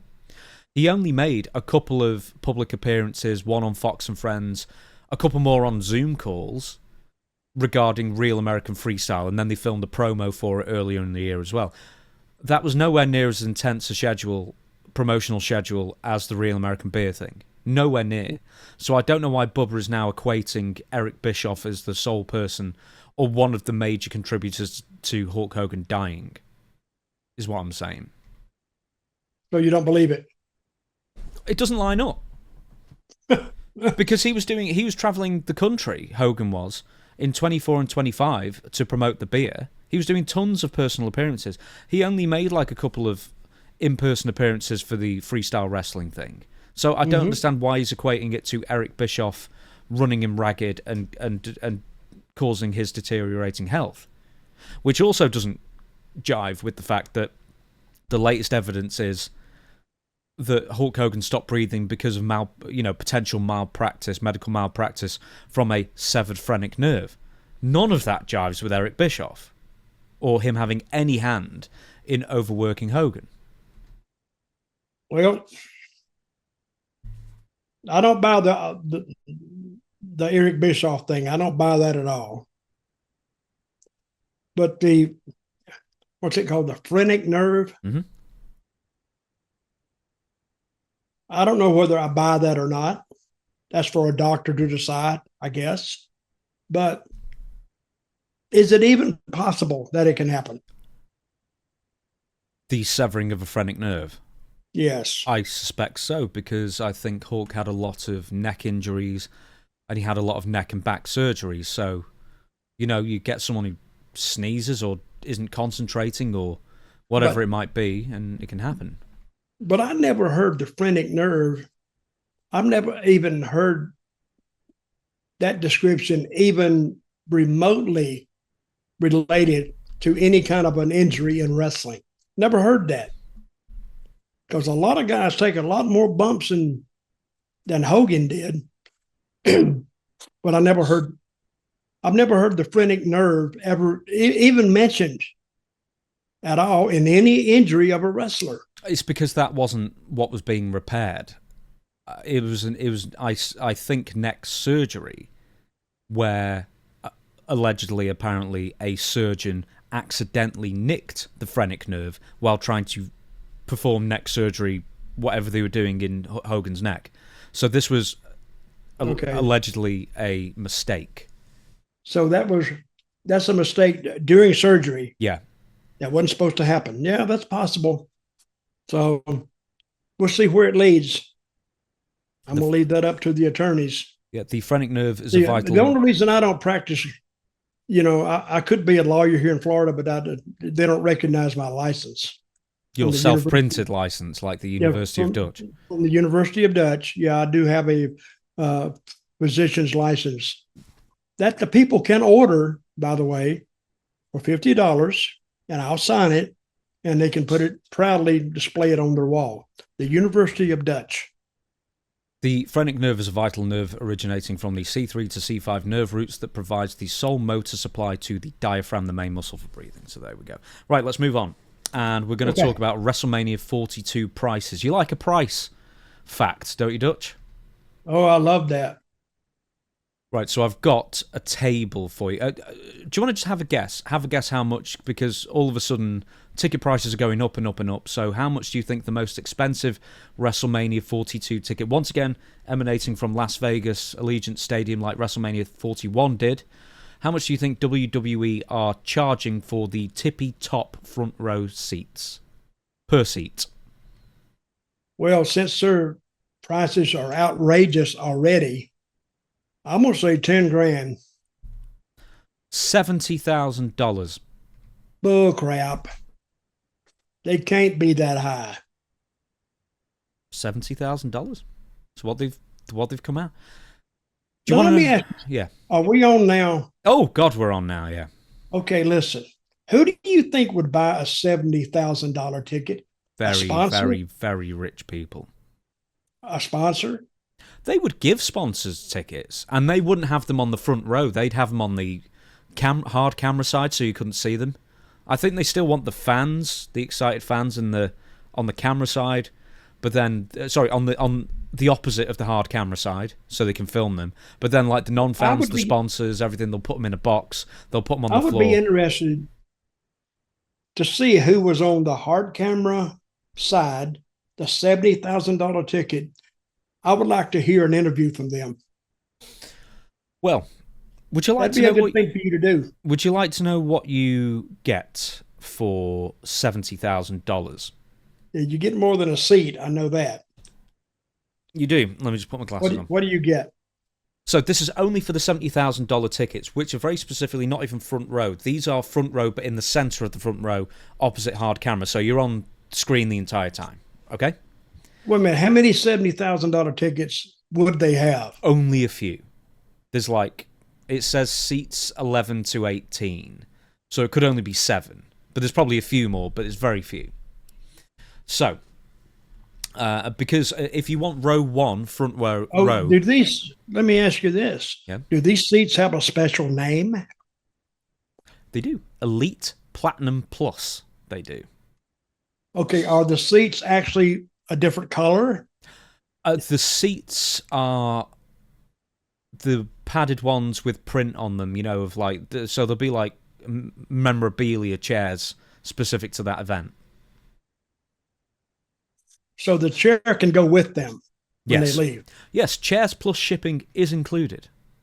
Dutch. Okay. 70 grand. What else do they get with this $70,000? Okay, they get something to... Don't you think this is bizarre? It's impossibly expensive, is what I'll say. Impossibly expensive. But it's bizarre, right? That somebody has that much money, even in their advertising budget, to pay $70,000 for a ticket. But it could be, I don't know. Go ahead.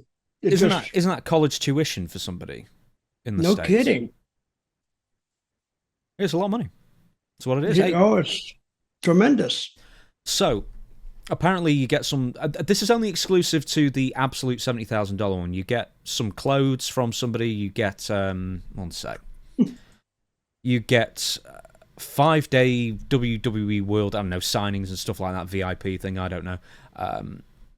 I'll give you everything. You get a ticket to Raw, you get a ticket to SmackDown, you get a backstage tour to SmackDown or Raw, you get private hospitality section WrestleMania 42 with The Undertaker and Paul Heyman and the Steiners confirmed. You get an in-ring photo, you get an on-stage photo, you get post-show winner meet and greet on one day, you get social... I don't know what this is, social media predictions and tagging, so I guess WWE's own roving camera goes up on their Twitter or whatever it is, and then you get tagged in it. You get a Triple H 15-minute backstage group meeting. Thrill at that, Dutch. You get to look at Triple H for a few minutes. Mm-hmm. Meet and greet with a to-be-decided legend. Announce a walkout on one day. So I guess... Anyway, it doesn't matter. Replica belt, one-of-a-kind custom gift, loads of gifts, dedicated entrances, and a special chair. And a ring mat plaque. $70,000. Is that worth it to you? Is it worth it to me? Well, it's not worth it to me. But that's a lot of money. And I would like to know who buys these seats. I would like to know. I mean, what is the next highest seat? Oh, 50,000. You don't get some of those things that I said, and also the seats aren't directly opposite hard camera. It's still front row, but you're like either side of it, so you might be on the hard camera, you might not be, depending on how zoomed in it is. And then that's Elite Plus, and then just Elite is a snip at $35,000, and you get rows 2 to 3, and only half the benefits. Let me take 1 second. Yeah, 1 sec. Okay, sorry, brief break there, but yeah, do you want anything else to add to that? Because like even the nosebleed section seats are probably going to be $1,000. I mean, it's just WWE. This is the reason why they went back to Vegas. They can charge so much more. This is Vegas, right? Once again, yeah, they were going to be in New Orleans. Are we going? Oh, yeah. Sorry, we are? Yeah, we are recording again. So, Las Vegas. Are we going to Vegas? Oh, no. You must be Me joking. And you're going to go Vegas? Are you going to go Vegas? No, I was asking, were you going and taking me with you? Do you want to go? Well, you want to go? We can get in on it, Robbie, right? I think we'd have a lot of people there. Do you think we could get a GoFundMe or just enough people who like the show to donate money for a ticket for us? Oh, well, we could probably get a ticket. I could probably, if I get us tickets, can you go? Yeah. Okay. Here's the I got us a ringside ticket right next to those $70,000 tickets, and we're trying to kind of get close to them. Maybe some of that money would rub off on us. Would you go? Yeah, I would. I'd totally go. I've never been to Vegas. I'm going to tell you something, Dutch. You've never been to Vegas? Never been Vegas. I've been New York, been Philly. I did. You are a deprived young man. Never been Florida, which I said I was going to come later this year. Probably You've not. never been to Florida? No. Okay. You'd like it. Here's the problem with Vegas, right? For me personally, you can get direct flights from Manchester to Las Vegas, but only from May to like October. So the rest of the year, I'd have to get a connecting flight, and it'd add like 4, 5, 6 hours onto my travel time. And that's so Manchester annoying. is a nonstop to Vegas. Yeah, the problem is WrestleMania is in April. But they won't do a non-stop until May. I think it's Virgin Atlantic do it, but they only do it seasonally. And I would have gone last year. That surprises me. It's a non-stop to Vegas from Manchester. I don't care when it is. That's a long way, buddy. 10.5 hours. How long is that? 10,000? 10,000 miles? No, it's not that far. It's probably not far from there. It's probably 6,000 miles, but it's 10.5 hour flight. No, it's more than 6,000 miles. How far from Manchester to New York? 3.5, maybe a tiny bit less. Well, it's an 8-hour flight, right? The whole way. It's 7 hours 50 there. It can be as short as 6 hour 50 on the way back, depending on jet streams and whatnot. 1 second. Oh God, what is? Yeah. Someone's calling Dutch now. 1 sec. I'm keeping it in. Okay, right, so that's basically the end of that segment anyway, so we might as well move on. Right, next thing. This actually came out just as it normally does, these stories, right after we finished recording last week. Chris Jericho to WWE. So, let me just time code it while I'm here. This is from WrestleZone, this write-up. Is a WWE return on the horizon for Chris Jericho when his contract with All Elite Wrestling expires later this year? Over the weekend, the former AEW World Champion got the wrestling world buzzing after liking a post on Instagram stating his contract with the company was up at the end of this year and that he'd be open to a WWE return depending on the situation. We now have an interesting update regarding WWE's interest in a possible Chris Jericho return next year. On the latest episode of Wrestling Observer Radio, Dave Meltzer spoke on the Chris Jericho situation. Chris Jericho is actually a really big story. Quote, his AEW contract is up at the end of the year or late in the year, and there's certainly been lots and lots of talk about WWE. I know from a WWE standpoint that there is lots of talk there about Jericho. People speculating Royal Rumble. Nobody has officially said anything, nor will anyone officially say anything. So, I know it's got your best friend Meltzer involved here, but it seems that quite a lot of people are now speculating that Chris Jericho, he's not been on AEW TV since April. He had a Fozzy tour, and then he's also suspiciously lost a lot of weight while being off from AEW TV, and maybe that's cause for more speculation that he's trying to get in shape for the big show, WWE. Not the big show, but you know what I mean. What do you think? Well, if I was Tony Khan, I would say, well, why are you losing weight and getting in shape? Is it because you may be interested in those other people? See, it's hard to read anything into this. See, I think this could be a vanity project for Jericho. And he was a big name for them at one time. But if you watch Jericho lately, he did gain weight. And his work suffered because of it. But how old is Chris now? 54 now. He's a little bit old for them to really be interested in him. You know what I mean? As a main eventer or at all? Anywhere. I mean, I know what since he made big money for him before, he'd be expecting that big money again. And I don't know if they would, but see, we don't know.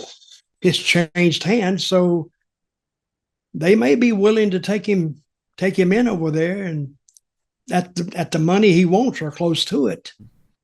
So I don't know. This is almost since they've changed ownership and changed hands and viewpoints and everything else. I don't know.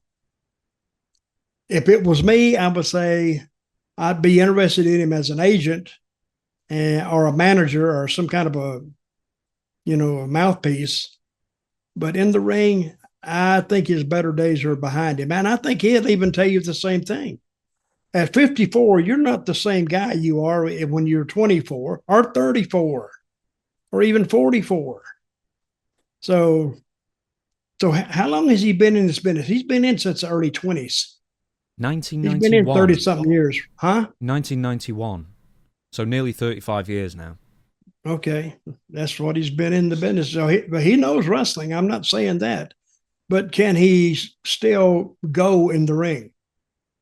And I don't know if they'd be interested in him in an actual in-ring slot.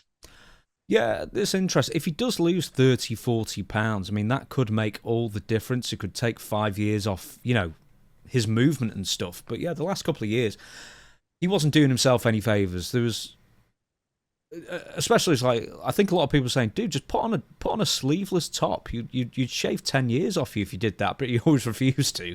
And yeah, he was getting really fat at one point. So hopefully he is losing weight for numerous reasons. But he could lose a lot of weight and move 10 years younger. So does he know at this point, or can you tell, has AEW made any moves to keep him? Well, or does he know he's going or what? Here's the interesting thing. We can only speculate, but what does Tony Khan do every single time when he knows a wrestler is going to jump to WWE? What does he do? Well, he starts talking to him and re-signs him. No. If he knows that the wrestler is going to definitely go to WWE, he does the same thing every time. He keeps them off TV. Keeps them off TV. But why don't he follow the old wrestling tradition? Why don't they just beat him on TV with some of their stars they're trying to bring him on? Why just leave him off? That doesn't make sense to me. If you were leaving back in the day and they knew, of course, we would give our notice or they would give us a notice. They give the talent a notice. But for the next 2 weeks or 3 weeks, you'd be looking at the lights every week because you were putting over somebody that they were going to push or you were gone. And the logic behind it is that, hey, he's not going to be here, so let's help these other guys. So who is he put over on AEW TV? Well, he was working with Big Bill he's put a few guys over. Yeah, but for the most part, I think that was always one of it. Well, the AEW fans would criticize him that he didn't put anybody over, even though he worked with a lot of the younger guys. I think you can level that criticism to a point, not entirely, because there's certain guys like MJF who benefited, of course, and then there's other guys like Sammy Guevara, who's in a worse spot than when he started 5 years ago. So, I mean, you can't just level all that on Chris Jericho, obviously. But what happened to Sammy Guevara? What was this? What happened to him? Supposedly, he was difficult to work with. He was suspended after doing a shooting star press and landing his knee right on Jeff Hardy's head and given a concussion. And now he's just languishing for the most part on Ring of Honor, which, as we say every time, practically nobody watches. Mm-hmm. How many people actually watches that show? In the tens, only 20,000 maybe. That's what I heard. And I went, only 20,000? I mean, dude, half the clips we post, more people watch them. I'm not joking. With Stevie, if we do less than 20,000 views on a clip, we consider it a failure. Yeah. So, like 85% of those videos do better than Ring of Honor every single week. It's just, it's nothing. It's a complete waste of money.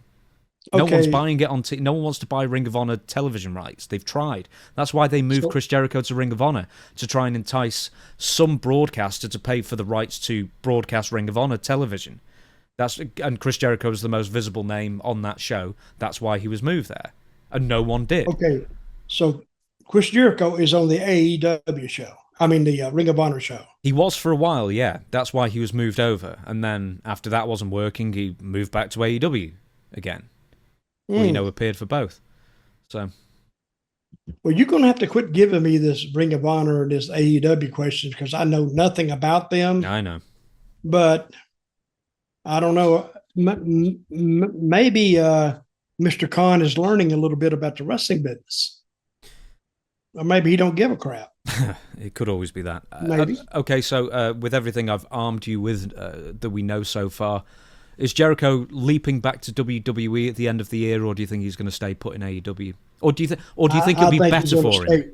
I think he's going to stay where he is. You just don't think WWE is interested? I don't think they would be.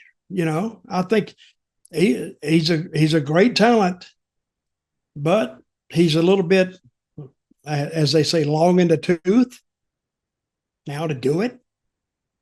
So, hey, I've been there.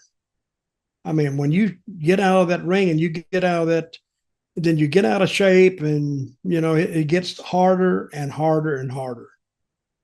So when you're young, you can go and get in shape, and I don't know how much drawing power he would have.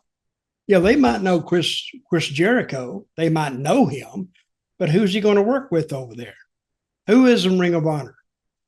Who could he work with over there? Huh? In Ring of Honor? I don't know. See? So who's he going to work with? Sammy Guevara. Why not? He's already there. Well, you got to build that base first, and then you got to go from there. If they're drawing 10 or 20,000 people, if those ratings are that bad, I don't think they can't.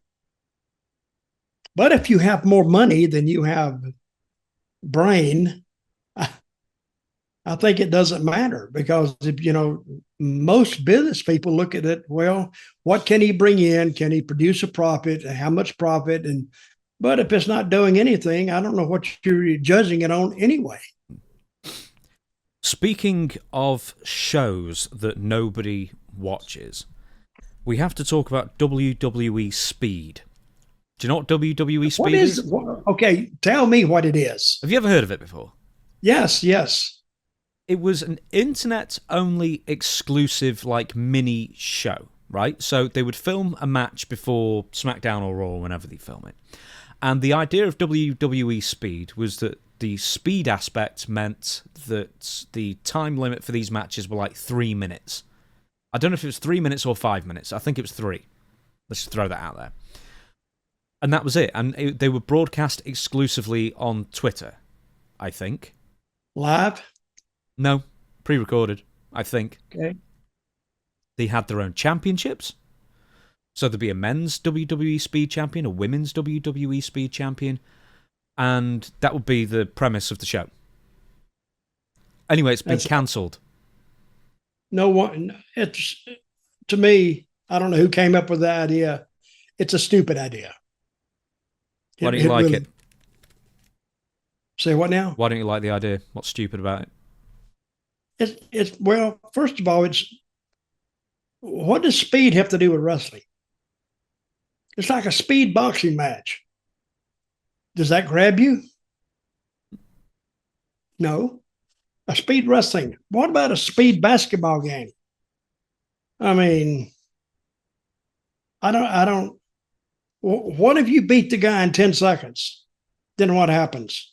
You're the speed champion. What is the purpose of it?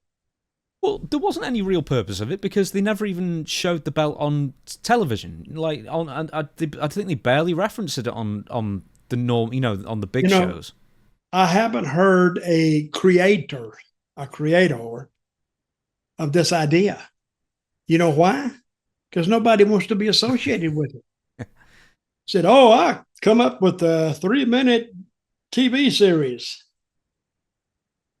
I don't know. That is really a lame idea, very lame, and they're canceling it. You said? Well, apparently so. Apparently their deal, WWE or TKO's deal with Twitter, X, whatever you want to call it, is coming up, and that's the reason why they're just not doing any more of them anymore. So there's not been any episodes of Speed in several weeks. And Sol Ruka, where does it play? Twitter, social media. It plays where? On what? Twitter? On Twitter, yeah. Silly idea. So Sol Ruka, she is the current women's WWE Speed Champion. She was asked about this, And she said, I'm definitely still a double champion. I'm the speed champion and the North American champion. This is in NXT. I know there's a little confusion about what's going on. I honestly don't really have an answer either. Until they tell me I'm no longer a double champion, I'm still the double champion. So the women's speed champion doesn't know if she is still the speed champion or if the show is cancelled or not. And she's confused. Mm-hmm. And I wonder why the people are confused. I have never heard anybody say how good the speed show was this week. Never heard that at all. I didn't even realize. You never hear anything about it. And when you don't hear anything about it, especially from wrestling fans, it's hitting on zero. And their best bet is let it go and let it die a peaceful death. Yeah, we guess they fulfilled the contract. So the thing is, I didn't even realize they had a belt until like a year in. And then I looked at it and went, oh, it's hideous. Well, how long has it been going on? A while. This isn't new. This isn't like been going on for a couple of weeks. This has been going on for like a year more. Well, you don't ever hear anything about it. No. Wait a minute. Don't they have a guy named Speed or Speedball or something? No, that's in AEW. That's Speedball Mike Bailey. Okay, we're going to end on this. Jim Ross has posited something about your old charge, Alberto Del Rio. That's pretty good. Have you been practicing that? No, it's my natural Alberto Spanish Del blood. Rio. Yeah. No, I'm born being able to pronounce that. Jim Ross, and this is what Jim Ross says. It wouldn't surprise me. Alberto Del Rio is a very good talent. He has a great look. Now, Jim has just been asked if you think WWE are actually going to bring Alberto Del Rio onto WWE television, not just AAA. So it wouldn't surprise me. He's a very good talent. He has a great look. Being bilingual is another positive selling point. His issues are his reliability because of what you, host Conrad Thompson, already talked about. There's issues there. He's outspoken. There's nothing wrong with being outspoken. That's a fact. But sometimes there's timing isn't as good as one would ideally like. All that takes is communication and management. There's also the problem with, the accusation that he kidnapped a woman. That people seem to kind of gloss over these days. Yeah, that's kind of a thing on your record or your people that know you as a kidnapper. That doesn't really work in your favor all that much. So kind of an issue. And he's nearly 50. He's 47 or something like that, and he's not moving anywhere nearly as well as he used to. Well, another thing about Del Rio, and I love the guy. But he has when he drinks, he doesn't just drink. He drinks to the point of almost, he can really put some alcohol down. And he's unpredictable. He has a bad temper. And that's worked against him. It got him fired one time in WWE, just his temper. Because I was sitting at the table and somebody said something and he just got up and he just beat the guy up, and he was gone the next day. Because see what happened? Somebody said something. Oh, somebody said they're going to clean the table, and the guy says, "Oh, yeah, I thought Del Rio was going to do it." Oh my God! It's like he called him a child molester or something. He got up and slapped in front of everybody. If you're going to slap somebody, say, "Hey, could I see you in here a second?" Pull him behind the door and then do it. But no, he did it in front of everybody, and he was gone the next day. Here's the thing, is that I think if WWE were going to bring back Alberto Del Rio, then why did they hastily get the AAA world title off him and then give it to El Hijo del Vikingo? So therefore that Alberto didn't even show up on the AAA pay-per-view. Yeah, okay. PLE. Well, they may not want to have anything to do with him, even with their thing with Mexico. They may not.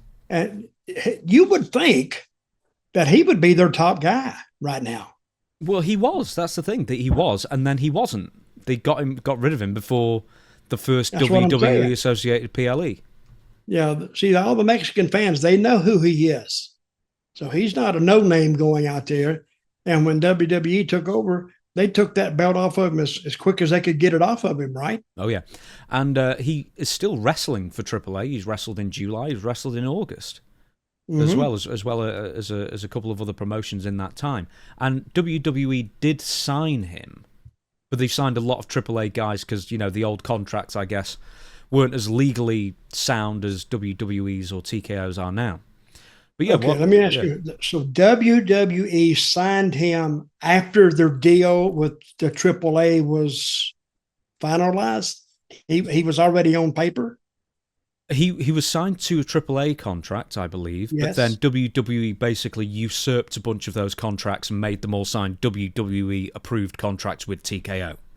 So and he signed it. Yeah, but he and a lot of other people have signed it as well. It doesn't mean that they're going to bring him on TV imminently. No, that doesn't mean anything because they're going to put him on. They're going to put him on TV or have the right to put him on TV. Is what I'm saying. Hey, WWE, when you sign contracts with them, it's pretty much in favor of WWE, and I don't blame them. But I think I think his future is very much up in the air right now. Because I don't think WWE they've had the opportunity to sign him again or do something with him, and something's holding them back. And it may be all those things I mentioned. He's very disagreeable at times. If he don't like something, he'll just tell you. But a lot of times he is hard to work with. So we'll see. Yeah, I wish him. Hey, I like the guy. I wish him a lot of luck and hope it works out for him. So I can't say what his future will be. So speaking of hard to work with, you're not hard to work with, Dutch, unless the Zoom link doesn't arrive in your email. So what was that about? Anyway, this morning, this morning, right? Dutch joins the call, but it's on his phone, and he just said, "I never got the email on my computer." Why did you never got the email, but you did on your phone? It's so weird. For the Zoom link. I don't know. I still hadn't got it. No, but I didn't get it on my computer. But I got it on my phone. Explain that. I don't know. You can't explain it. That's I can't. You can't explain it, and neither can I. I really can't. Anyone else. Right, okay, we're going to shut down the show, everybody. Thank you so much for joining us. I'm going to do the quick outro because I'm tired, and we've got to do another show, and then I've got to eat, then I've got to go. Oh, God, there's so many. I've got to tell you something else, Dutch, after we get off air. But this internet thing's driving me crazy. Anyway, I've got to physically transport the files to my editor's house, who lives like the town over. So it's like a 25-minute round trip that I didn't have to do until recently. Anyway, everybody, thank you so much for joining us. We will be back on Sunday. You can't send it email? Oh no, these are big files. Oh. I mean, I can. I've got Dropbox. The problem is that I had to switch internet providers, and for the short term, the internet upload speed is way slower than what I was dealing with prior. So I've just got to suffer through that until they build the infrastructure in my area, which should be any week now, so they tell me. Okay. Anyway, we'll be back again on Sunday. Questions for Dutch@gmail.com if you want to email the show with your question for a future episode of Ask Dutch Anything every single Sunday. Until then, Dutch, we the people. We the people. See you then.